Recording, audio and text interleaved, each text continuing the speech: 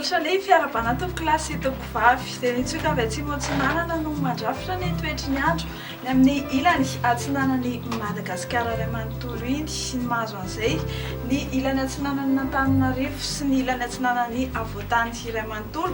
Vokatra izany rehetra izany dia ho mafimafy ny fitsokan'ny rivotra ary hamafy hatrany izany atao anatin'ny 3 andro avy. Ny tsioka miovaova kosa no mandrafitra ny toetry ny andro ny amin'ny ilany andrefan'ny Nosy iray manontolo. Etsy andan'izay dia mbola ranomaso hatrany ilay andian-drahona ato amin'ny faritra avaratry ny ranomasimbe Indianato ary ahina ny ivadian'ny Orivo-doza amin'ity herinandro ity. Dia hitantsika ny tohany mahakasika an'izay amin'ny manaraka.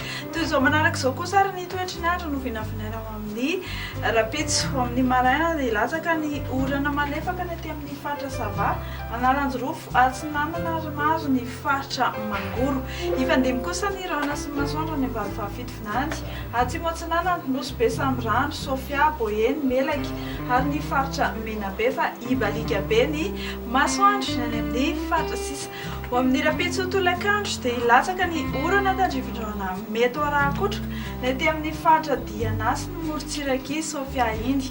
Anoram-baratra kosa ny faritra atsimo andrefana sy ny any amin'ny faritra Androy anorana tandrivindraona any vadivavafito finanany sy atsimo atsinanana fa isy eo izany indrindra ny amin'ny Takariva sy ny amin'ny alina ny faritra Melaky sy ny ilany andrefan'ny Bongolava Itasy ary Vakinakaratra. Ibalika be kosa ny masoandro ny amin'ny faritra sisa na ifandimby amin'ny rahona eo izany indraindray.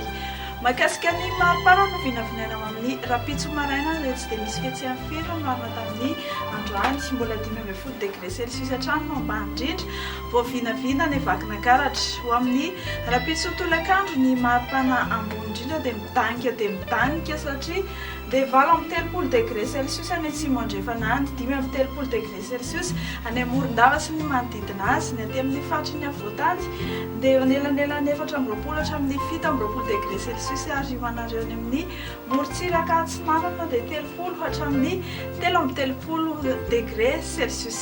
Hiampita ranomasina ve ianao?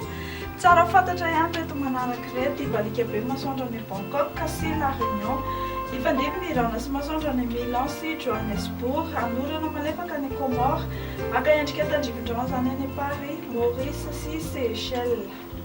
Dia izay ary no izy azonao rosanao manome fotoananao izay ho amin'ny manaraka indray. Veloma.